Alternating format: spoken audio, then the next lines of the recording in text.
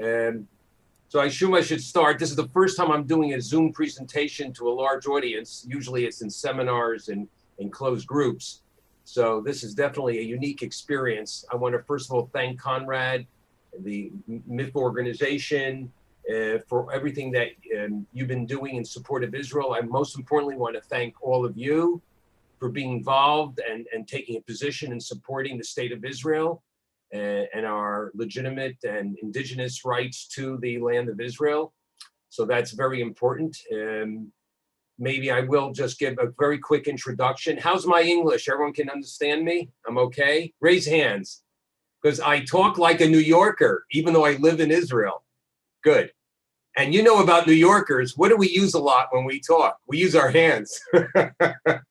So it's the official sign language of people from New York.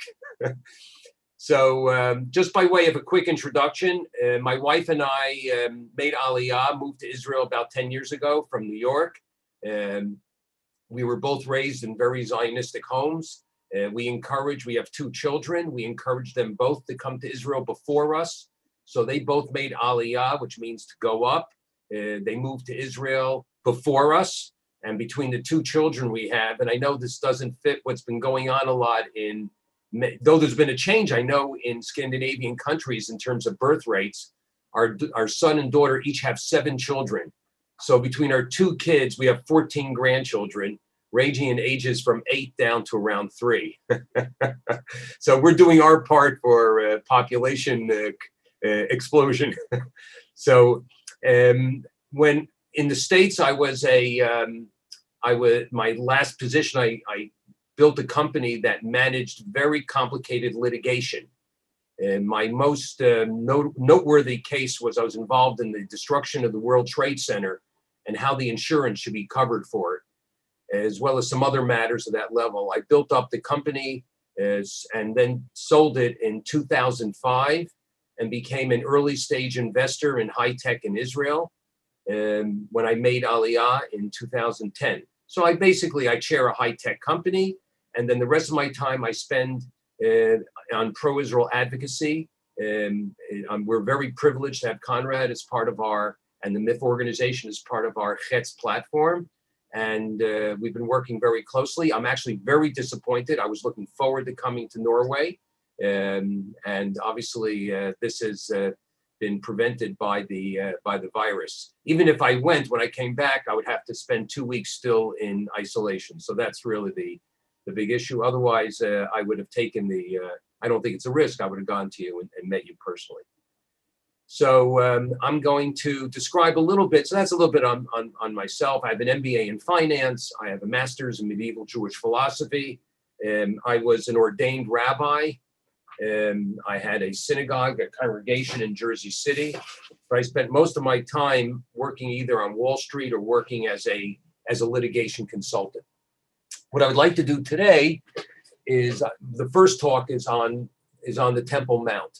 And this has been a subject that has very much interested me because it really gets to the heart and soul of a lot of issues around Israeli sovereignty, what's really the story behind sovereignty, the struggles between the Israel and the Palestinian Authority in terms of sovereignty, and also some of the other bigger geopolitical issues, which I'm going to talk about.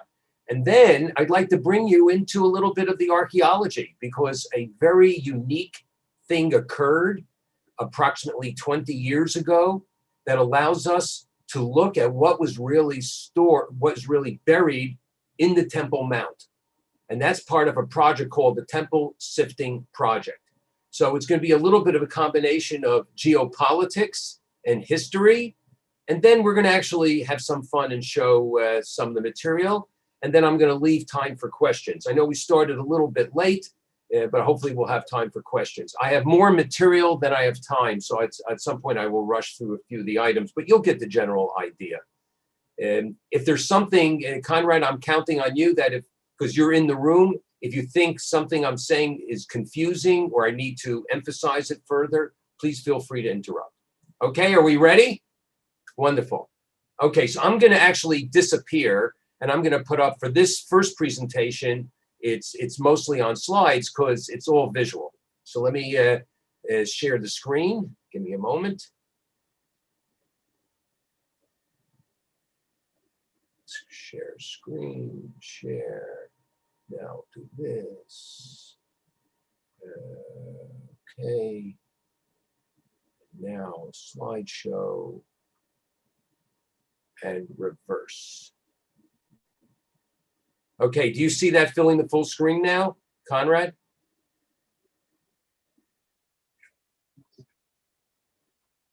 You see the guy sorting through artifacts on the screen?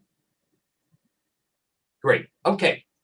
So this is actually, I'm gonna get in more detail, but this is actually a unique technique developed by the archaeologists at the Temple Sifting Project, which I'll explain more what that is. And it's called wet sifting.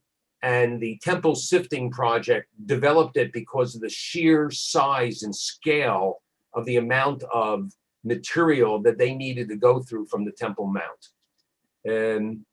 But let's start with a little bit of something that's just happened now. I just pulled this, I just cut and paste this. You see the date, November 5th, 2020. UN resolution again ignores Jewish ties to the Temple Mount. I'm going to read this from the Jewish Telegraphic Agency. This did not get a lot of press. I'm doubt very much you heard a lot about it in Norway. Frankly, I heard very little bit about it in the United States, given the presidential election, taking all the oxygen out of the room, as well as there hasn't even been much discussion in Israel because this is already a known issue. But this is extraordinary. A United Nations Committee resolution, again, ignored Jewish ties to the Temple Mount holy site in Jerusalem, mimicking a pair of UNESCO resolutions that sparked the controversy in 2016. Now, here's the best part. Out of the 193 countries that are members of the Special Political and Decolonization Committee, 138 voted Wednesday in favor of 7 resolutions involving Israel and the Palestinians. They denote Israel as an oppressive, occupying power and agree to stand for greater aid for the Palestinian refugees. One of the resolutions, titled Israeli Practices Affecting Human Rights of the Palestinian People in the Occupied Territory, including East Jerusalem, mentions Al-Haram el-Sharif, holy site, without ever calling it the Temple Mount, as it is known by Jews who revere it as the site of ancient biblical Jewish temples.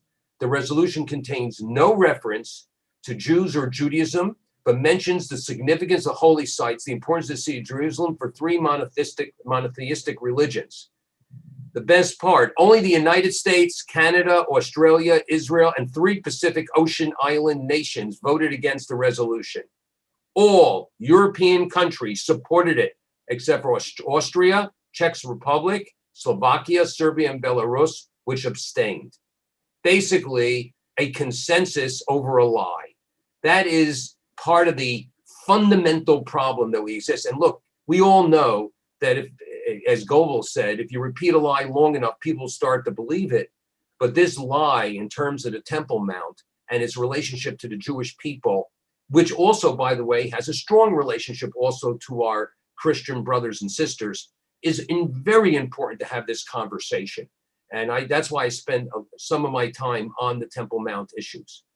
So I'm going to talk a little bit just about some of the political things. So this is a picture of the Dome of the Rock. You'll notice something very specific about when they pray. You'll notice which way are their derrieres, or as we say in Yiddish, their tuchuses, their behinds are facing.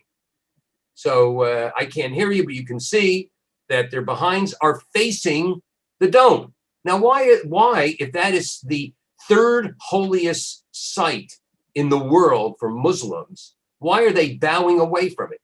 And that's because it's not the 1st holiest site, it's not the 2nd.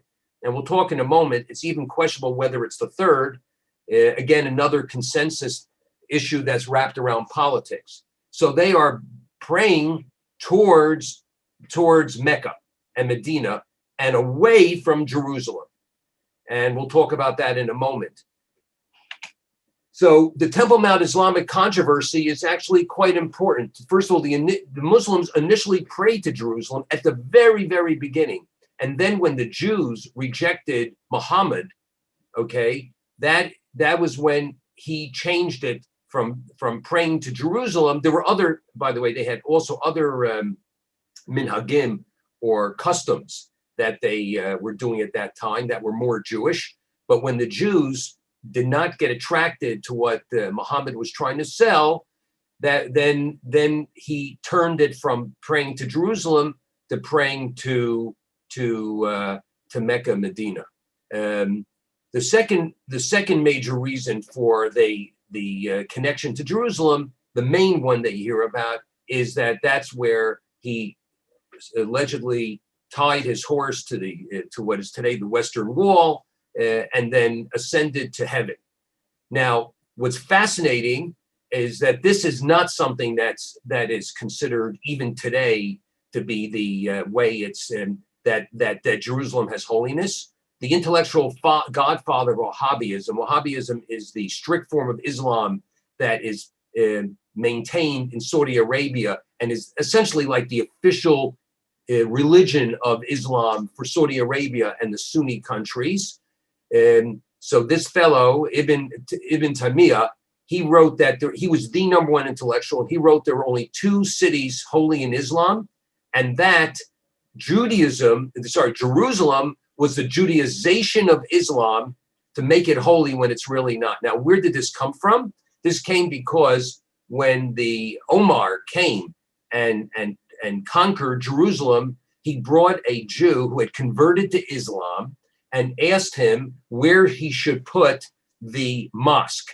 Because the Dome of the Rock is not a mosque. The mosque is further down. And he said, you should do it on the northern side of the Temple Mount. Let's see, I have pictures. I'm going to jump ahead for a second. The northern side. So basically, what he said was, you need to put the mosque. This is the mosque. This is the Al-Aqsa Mosque, means the further mosque. That he said you should put this mosque when you build it over here. And then I think Omar said something like, you know something, you're just doing that because you're a Jew, because you know that's the temple was here. This is where the temple was. And if I put it there, it will validate Jewish claims to the temple. Okay? So what he said was, I'm not going to do that. And he insulted the guy, the convert, and he put the mosque here away from the Temple Mount. And here was later on built a prayer area, but is not considered a mosque. And that is the Dome of the Rock, covering the Evan Shatia, the water libation rock that was, according to tradition, inside the Holy of Holies of the temple.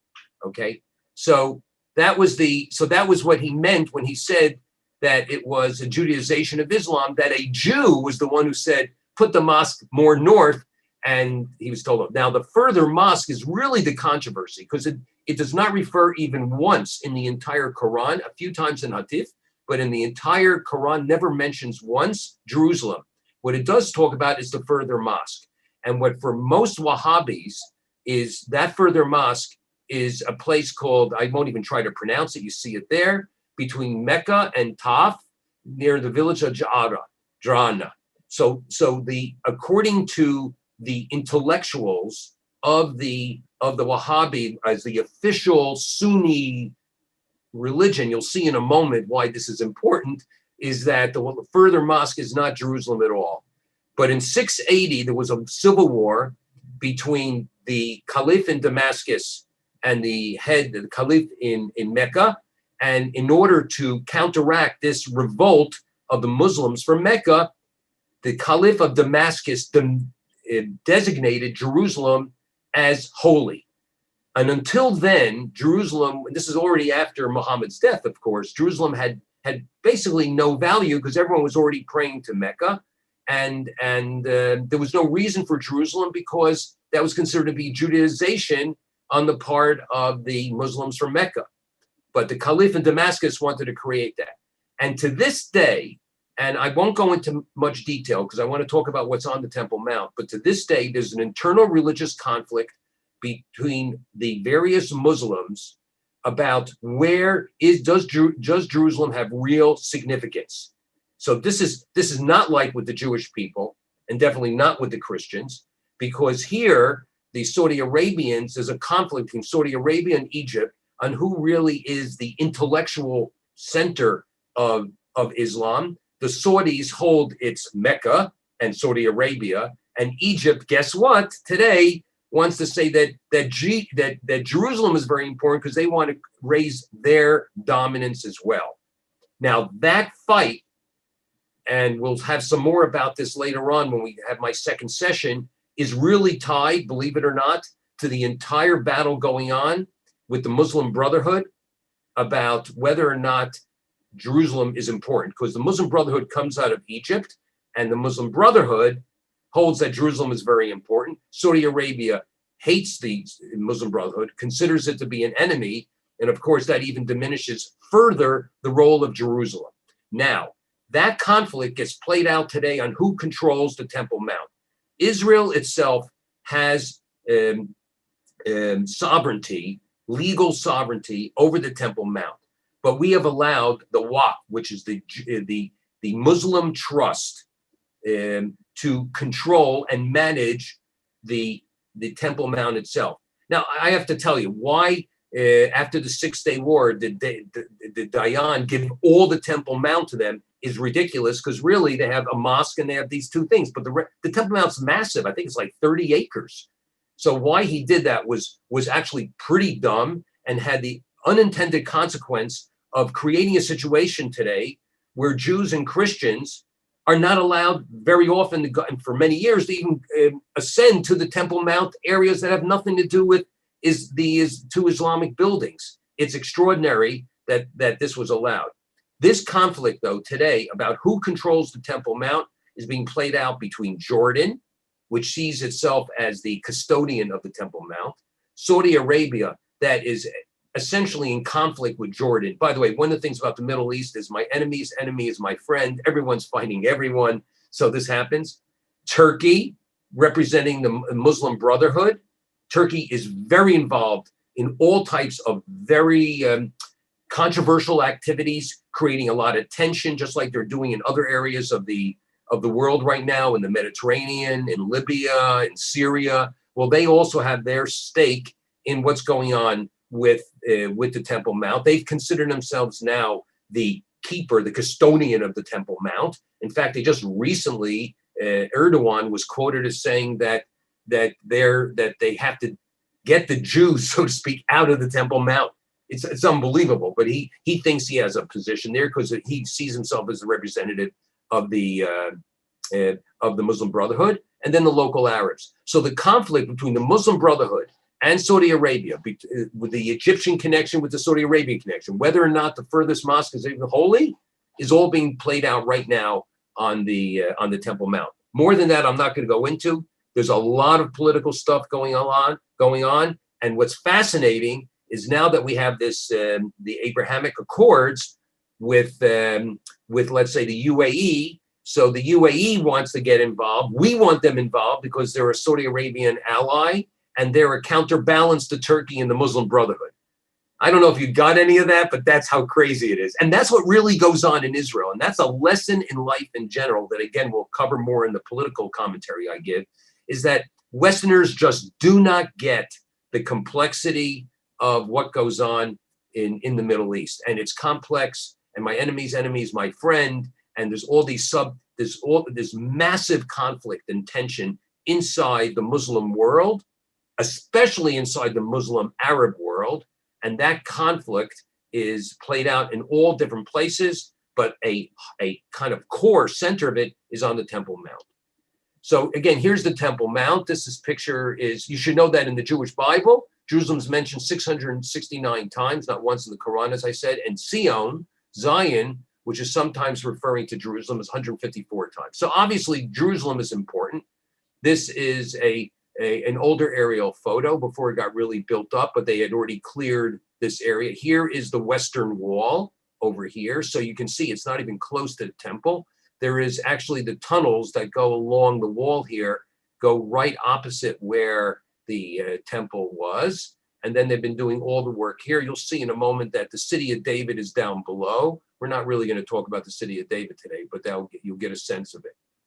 Okay. Now, the Temple Mount's significant for us for a number of reasons. Of course, because the temple was there, the Holy of Holies. It was the center of all Jewish religious life for close to 1,000 years, and it was also the central place of administration, the Sanhedrin, which was the group of 120 judges, elders who sat in judgment of all major cases. They all sat in Jerusalem. Jerusalem is where the new month was declared. So the calendar was managed out of Jerusalem. Jerusalem basically was the heart and soul of Israel, of the Jewish people. But it was also considered to be a house of universal prayer. And that's why today, during tabernacles, thousands and thousands, tens of thousands of Christians come to Israel as part of the Sukkot festival, because that festival was the international festival. The Jews would sacrifice to God for all the nations of the world. Tradition is there were 70 nations, so there were 70 sacrifices, and these sacrifices were provided in order to bring peace to the world. As it says in the Bible, from Zion shall go forth the Torah and the word of the Lord from Jerusalem. So this is the center, and there's a number of people, primarily there's a former member of Knesset who wants to be now the president of Israel, Rabbi Judah Glick, and he has led a movement to open up the Temple Mount for universal prayer. And again, just to touch on the politics for a moment, it is my hope, and also Yehuda's hope, and others who are involved in this, and also the work that we do in Christian-Jewish dialogue, that the UAE deal, it will basically more liberalize the Temple Mount, because it's going to start to bring in other Muslims that don't necessarily agree with an aggressive anti-Israel, anti-Semitic stance against the state of Israel. You should know that the main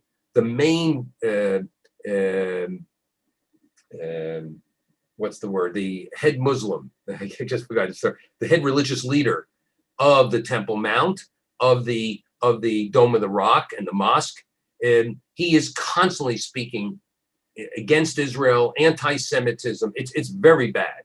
It's very bad on the Temple Mount. And Israel's in this very delicate situation of how to manage it politically, especially since we have the Europeans constantly breathing down our neck because they don't understand at all the issues, claiming that this is a freedom issue. But of course, the only religious freedom is for the Muslims. If they really cared about religious freedom, they would do more than just protect Muslims on the Temple Mount. It's a complete lack of understanding on the part of EU members. So the expression Har Habayit Bi'adenu, which was my topic, means the Temple Mount is in our hands, was spoken. I think it may have been Gur or Rabin. I think it was Gur who said, but I stand corrected there maybe, that when they finally got to the Temple Mount, he put that out on the announcement. You see the center picture. That's Rabbi Goren, who was the chief chaplain and ultimately the chief rabbi of Israel. I used to live in his apartment. My father was also a chaplain in the Air Force, and they were in the American Air Force, and they were friends. And he went rushing there with snipers still, right after it was opened up, and blew the shofar there and made a Shechianu. A number of those guys, like the second from the left, I've met him. There's an iconic picture of these guys looking up to the temple. And actually, they're all still alive, and I've met them at a conference. And this is very important. Why the shofar shall be on that day that a great shofar will be blown, and those who were lost all over the world and cast away, they shall come, and they shall prostrate themselves before God on the holy mountain of Jerusalem. So for many of us, we believe that the liberation of Jerusalem is a beginning of they call it in Hebrew, Hatchalat HaGeula, the beginning of the redemption. Okay, the Temple Mount itself is a small part of, it's a large part, like I said, it's about 30 acres. And you can see these are the different areas of the old city. This is the Shiloh Valley, and down here, this is what's now called the City of David. So just by orientation, what we now understand, and for those who have not been to the City of David on a tour, when you come to Israel, you must see the City of David. It will blow you away.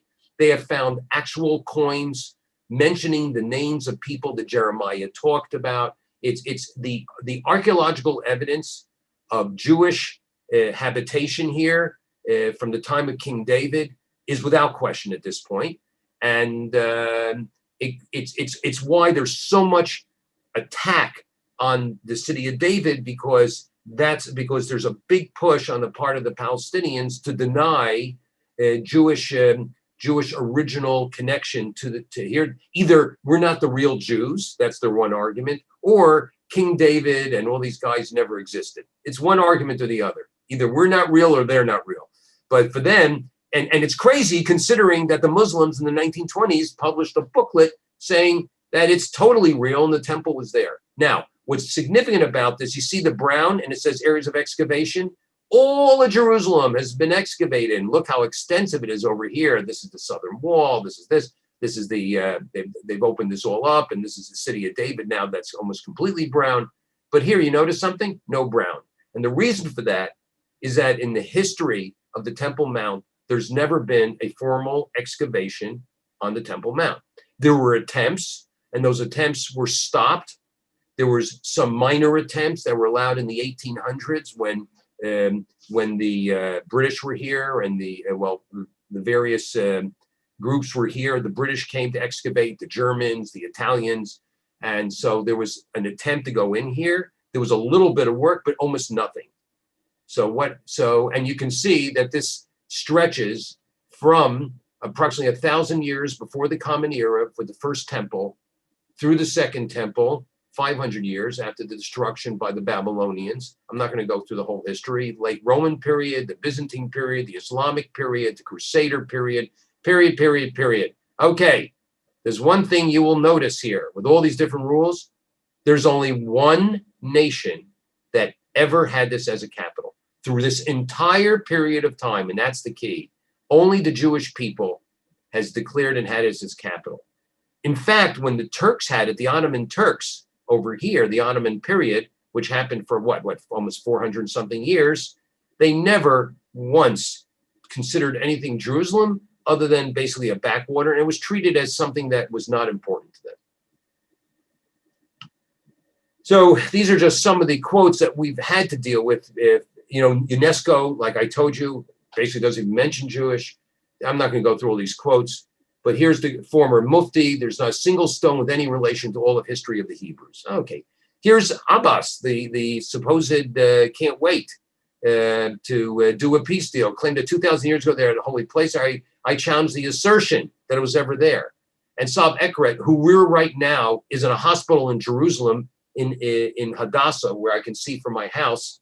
He said the whole issue of the temple is a Jewish invention. He is, by the way, a straight-on anti-Semite.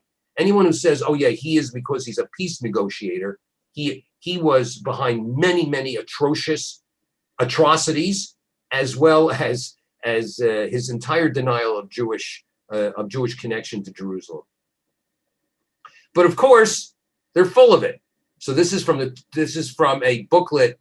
Okay, here today they published something saying it's clarification, Al-Aqsa, and not the temple. But a little bit of a problem in 1925.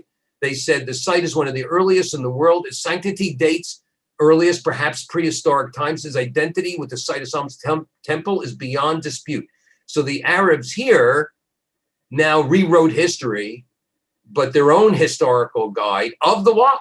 These are the people controlling the Temple Mount in 1925. Completely recognize it as appropriate that it's connected to Solomon's temple. So I'm going to talk a little bit about what's been going on here with the excavations. Down here again is the city of David. So the temple, actually, let me just go back for 2 seconds to orient you one more time. So here is the city of David. This is where David had his residence. That's where Solomon built his very opulent castle, whatever. And then they went up here to sacrifice and prayer. So there was paths going up, and we've discovered the paths from the second temple period all up here. There's been a lot of amazing excavation showing exactly how the Jews and non-Jews who were able to come up into the outer area were able to pray at the Temple Mount. By the way, non-Jews did come to Jerusalem back then to pray at the Temple Mount. You should know that the Temple of Herod, the second temple, was the largest religious structure in the world constructed by the Romans, because it was built by by Herod the Great. So I'm going to talk a little bit. Here's Dome of the Rock, sitting around, over the rock that is traditionally part of where the temple is. The Western Wall, which is the closest most Jews go. But I, for example, have gone up this bridge here, and this is just an open, beautiful area. And this is also considered Temple Mount, even though it's nothing religious about, just some trees. And there you're being watched like a hawk and yelled at if you do anything that they don't like. This is the mosque. And the most important thing we're going to talk about that relates to the sifting project is what they call Solomon Stables, that have nothing to do with Solomon and probably very little to do with stables, but that's what they're called. So let's go one level in. So this is Solomon Stables. This was a Crusader fortress that was built when they controlled Jerusalem. We're not really sure what it was used for. Some held it was maybe used for livestock. No one knows. But this was an area buried. This was an area over here that, according to the status quo, which is a complete falseness, because you'll see in a moment how the Waqf and the Muslims have totally violated status quo forever. But this was not supposed to be touched because this, as you can see, was completely empty earlier.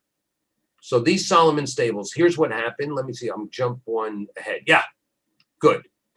So in the late 1990s, I believe 1998, 1999, the Waqf decided, under the nose of the Israel's Antiquities Authority, to dig, and just check my time, to make an opening to turn this now into another mosque. So that's a violation of the status quo. It's a violation of all agreements. It's a violation of antiquities. So what they did is they basically took big tractors and dug up 40 truckloads. Look at each of these trucks. Sorry, 400 truckloads, and took all this quote unquote debris, which is archaeological evidence, and dumped it outside of the old city in the valley. Okay. So they did all this digging in order, and this is just some of the stuff they did. And I'll explain in a moment why. Now, how is it possible they were able to do it? Who shut up the Ministry of the Antiquities? Remember, we have sovereignty over the Temple Mount. They should not have been able to do any of this. But this is a flashpoint. It's a hot point. Pressure from the Americans, pressure from the Europeans, without understanding at all that every time you give the Muslims any type of power like this, it is completely taken for granted that you're weak. And I'll talk a little bit more about this because later on, when I talk about the strong horse. So this, and you can see, by the way, some of these are completely reused as stones, like this, the frame in here. So this is now the mosque today, the digging, and this is what they finished as the plaza. So this is what they built. Now, they took all this dirt, they dumped it over here, and this guy, Sachi Deviri and Aran Yardeni, these two basically kids back then, were studying to be archaeologists. And in 1999, 98, they saw these dumps, started to kick around the soil, and realized that there was massive archaeological evidence in the soil. What happened is that Sachi, I don't know about Aaron, but Sachi was forbidden from doing anything with it. He was told by the Ministry of Antiquities that anything he did was a violation of the Antiquities law. He was arrested. They attempted to try him and put him in prison. Now, of course, it was to suppress him. Why suppress him? So if you remember that period of time, in 2000, that's when we were doing, that's when they were negotiating the Barak Accords, okay, with Arafat. And Ehud Barak, the prime minister back then, was scared that if this got revealed, that the Arabs, while negotiating, quote unquote, an agreement, was actually violating everything about the agreement by doing what they like to do, which is just go ahead and just dig and throw stuff out. And so he basically directed the Ministry of Antiquities, which the prime minister is very powerful in this country, whomever it is, to basically arrest him and prevent him and any of his friends from being involved in this project. This thing went on for about 4 or 5 years. Only in like 2004, 2005 did he not go to jail. There was a change in administration. You think about it, it was the second intifada. It was quite clear that what's his name lost his position as prime minister. There was now Sharon involved, and now there was a shift. So this is just this was some of the work they were doing back then, looking for things. And this was from a newspaper article from that time. Students find temple era artifacts that Phil dumped by Waff at the Temple Mount, okay, in the Jerusalem Post, I believe. So this was already, by then it was already known. There was even a letter, an open letter sent by basically the top politicians and artists and members of the Knesset from across the entire political spectrum. It was a total consensus that this was inappropriate, that this should have been stopped. They should stop them not. They should prevent the continued destruction of antiquities on the Temple Mount in Jerusalem. And of course, he didn't care at all, because politics, always working with the Palestinians, trumps all forms of logic. So they went ahead and they pulled material from these areas. You now know this is the Solomon Stables, and that's the source of the Temple Mount sifting project. They brought the debris to a temporary structure here, and this is the picture you saw earlier on. And if next time you come to Jerusalem, maybe some of you, again, I missed this because I can't see a show of hands, but this is the wet sifting process. So here's how they do it. They take a bucket. You see the buckets over here. Okay, hope you see my cursor. They pour a bucket in here, and then what they do is they spritz it. They wash it down with water, and it's a very thin screen. So all the sand and dirt goes through, and what's left is debris. And then you got to go through and sort the debris. Let's see if the next picture. Yeah. So here are the pails getting ready. They're going through and they're doing sifting. These are great family projects. You bring the whole family there. It teaches them archaeology, and you'll really discover stuff. Trust me, you'll discover bones. And we'll talk a little about this stuff in a moment. You'll discover glass objects, pottery, coins, mosaic, metals for the coins. And these are all separated. And then it's brought over to a research lab. And at the research lab, that's where they do the actual identification and analysis. So what I want to spend the next few minutes before I open it up to any questions, just showing you some of the selective finds that they have. Now, I'll tell you what's very both unique and somewhat controversial from the standpoint of archaeology. So if you think about how most archaeology works by digging down in sections. They create a matrix, and in this matrix, which is usually, I think, like 3 meters by 3 meters, something like that, 4 meters by 4 meters, they dig down, and as they find things in the soil, they take pictures of it and identify it, and then they try to identify the timing of it by where it is sitting in the layers. Because as there's building and destruction, it creates layers of material. There are many of these in Israel. They're usually called a tel or a hill, which is one group built on top of the other, on top of the other. Like if you go to Megiddo, which is where the term Armageddon comes from, you'll see that there's layers, and you dig down slowly and you identify timing based on the layers. Well, here there are no layers, right? There was 400 truckloads of dirt. All that dirt was brought out, all dumped at once. So now how do you know and identify things as being from a certain time period? So that requires a totally different archaeological approach, which has to do with matching against other items. So therefore you get a sense from the other items. Sometimes it's self-identifying, which you will see in a moment. And in other words, the find itself, because of the markings or the coinage, you know when it came from. And sometimes you have to look at a relationship to other items of a similar nature. There are some archaeologists that just basically don't like that because they're purists. But the fact is, that's the only way to do the identification here. What's also really important is, like I said, there's never been a dig in Jerusalem. So because in Temple Mount. So because there's never been a dig, this is the first time in the history of Jerusalem, of the Temple Mount, that we have excavated material to actually, what it does is prove. We want to thank the Waff. This is, by the way, always the unintended consequences. They did it to destroy parts of the Temple Mount.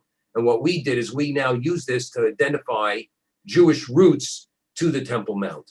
And now I'm going to show you some of the finds so you'll realize how extensive and amazing it is. So first of all, there were more than 7,000 coins that were discovered, 7,000 so far, thousands of pieces of jewelry, all different beads of different types from different periods of time, which can all be identified. So we have found extensive material from the first temple. The first temple was 600 years before the Common Era. Okay, I don't have to read this. So basically, this is when it was being destroyed in the Babylonian Chronicles. This was what the first temple, according to tradition, looked like. It was smaller than the second temple. Okay, and now this is the city of David. I don't need this. Let me get rid of those. Okay, good. So first thing is we found shards. Now, how do you identify that this is from the 10th century? You know this from the type of material and the design and the type of edging. So every period used different techniques for pottery. And so we found pottery from that period. We found arrowheads. So imagine this is an arrowhead from the destruction, from the period, sorry, of the second temple, of the first temple, before its destruction. Maybe this actually was used by the Babylonians in destruction of the temple. We found seals that are directly related Jewish seals. Now these seals were used usually. You tied it around your neck. It went through here. It's a round, oh, here it is. So it's a round cylinder object. This gets tied around on your neck or your belt. And the seal was used to close correspondence usually or contracts. So they took some wax, they put the wax down, they pushed the seal in, it's a reverse, and then it would show this design. And this design sometimes had names in it, sometimes would refer to the kingdom, that from what period of time. Usually it was related to a specific family. The waxes have all been destroyed, they melted down. The seals are all that remain, but the seals are great evidence of a specific period because seals changed over time. That's why we know this is from the 10th century. I'm going to go with some of pottery handles. You can know a lot by pottery handles. Now here you'll see something very cool. So you see these markings on this over here and here, okay? So when you look at these markings, these are markings on the handle to designate, it's the letter Tuf, which means it's related to tithes brought to the temple that are considered holy and cannot be used by non-priests. So we see this is just a quote from some of our Jewish law about the giving of tithes. So these were tithe-oriented vessels holding wine or grain that were brought up during the various festival times and donated to the temple. And by the way, I mean, I live in Jerusalem. To this, even though it's only by rabbinic ordinance today, Meryl and I have many fruit trees here. We live in an agricultural village, and we take all the tithing. We don't have any priest to give it to. I happen to be a Levite, and so is my wife. But at least we go through the traditional removing the tithe. And the poor, this is a year also giving to poor people. That part you can give, but there are no priests. You just have to set it aside. But it's very cool to this day doing tithing in Israel.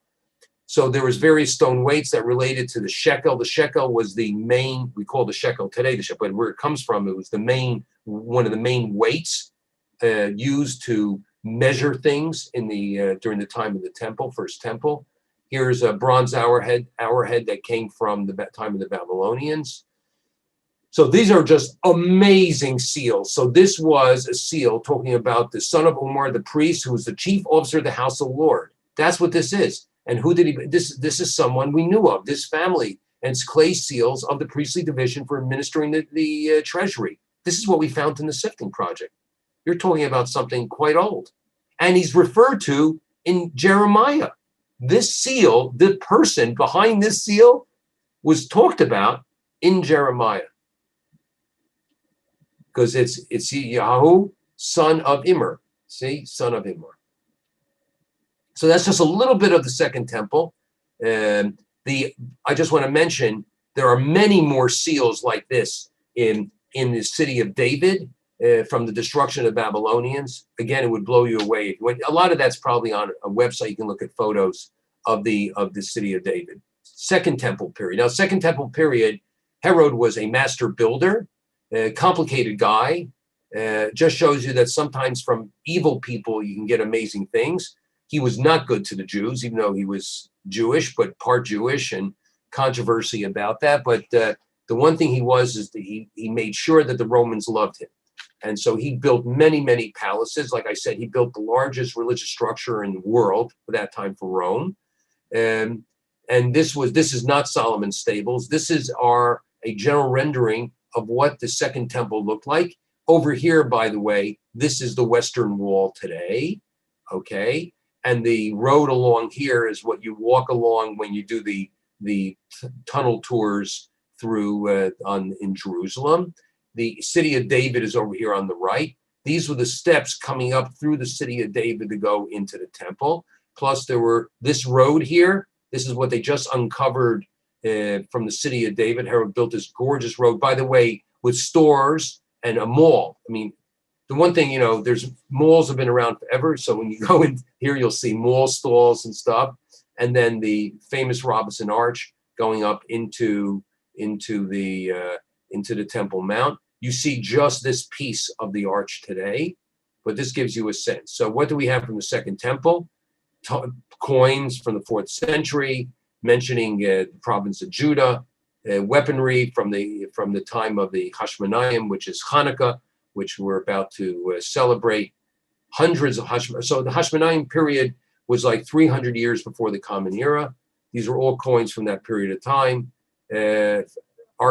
Pieces of archaeological material from the Herod's temple. This is an amazing thing they found, that Greek inscription on a temple pavement found at the bottom of the southern wall, saying in the 20th year when the high priest's son, he gave money for the, people even back then wanted advertising, okay? So, and this is my favorite part. These are tiles. We were able to reconstruct the tiles of the Second Temple. And that's what these are. These are the actual tiles. And it relates very much to what Josephus, who was the main historian of that. We know a lot about the temple because of Josephus, who was the commander of the Galilee during the Jewish revolt, and then was captured and essentially went over to the other side, but through that was able to become the historian. And it's through him that we know what happened to places like Masada. It's through Josephus. We don't have no written material, but Josephus wrote about it when he was in Rome and here, and that's what became part of it. So he talks about these beautiful mosaics, half shekel coins. So again, it's called a shekel. It also was related to the weight. For this was given for the tax. Every person needed to give a half shekel. That's how you never counted Jews directly. That was against the Bible, but you counted Jews based on them giving a half a shekel, which also became the treasury tax. This you see are pomegranates, very common, an oil lamp, all very common symbols during that time. But this is the best part, animal bones. Okay, now what's unique about these animal bones? Okay, I would ask you and then ask you to come back, but given again, I have to do this as a lecture, is they're all from kosher animals. There are no pigs here. There are no horses. There are no other stuff. It's all kosher animals and kosher birds. Roman gaming dice, I'm going to go quickly now. Underneath, by the way, the mosque, the Dome of the Rock, was a church. Underneath Al-Aqsa Mosque, not under the dome. Under Al-Aqsa was a former church. When they went to reconstruct and fix up the mosque, they found the church underneath. That's very common. The Romans, the Muslims always take an existing religious object and or structure and convert it to them. Even the Parthenon has a mosque in it.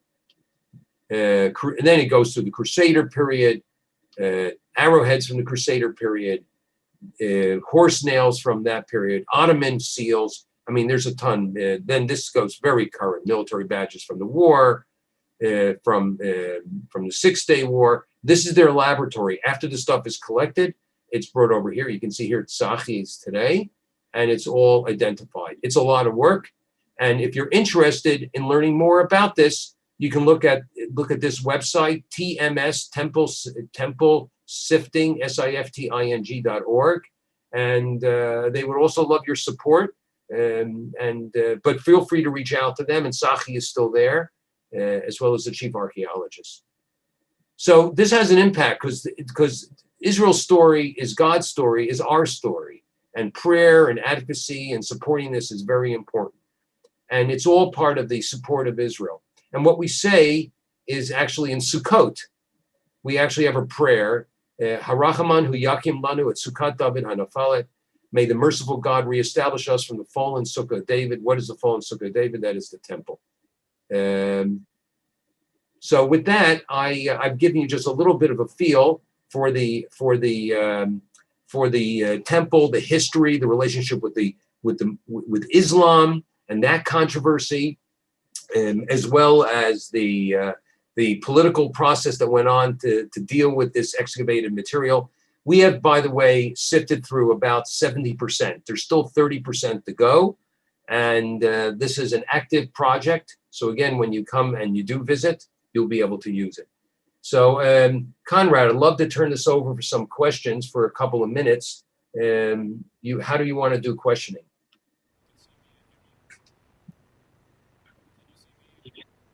Oh, let me get out of here. Yeah, I see you. And let me stop sharing.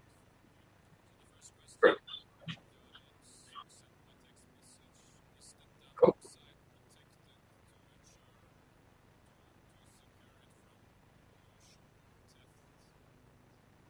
It is which side? Say it again. I missed the beginning. Is what? To protect it from pollution?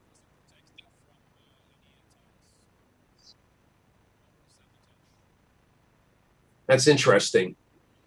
I don't know really the answer, but I'll bet you probably not.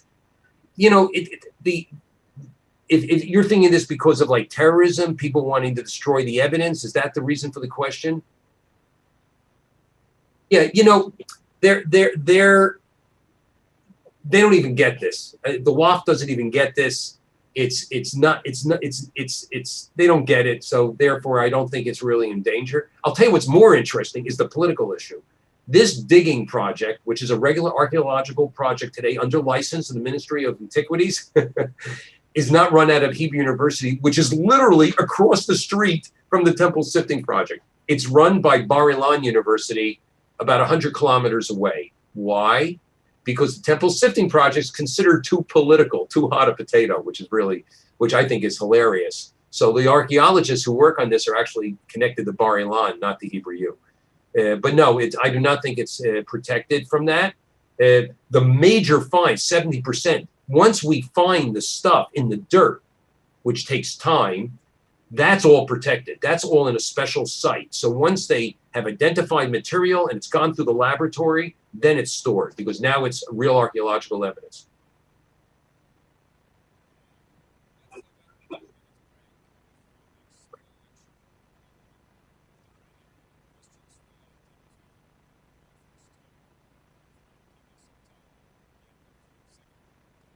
Right. So we're going to start in 10 minutes, perfect. And should I stay on this Zoom call for this? I'll stay on this Zoom. Okay, great. Okay, great. Be back in a few minutes.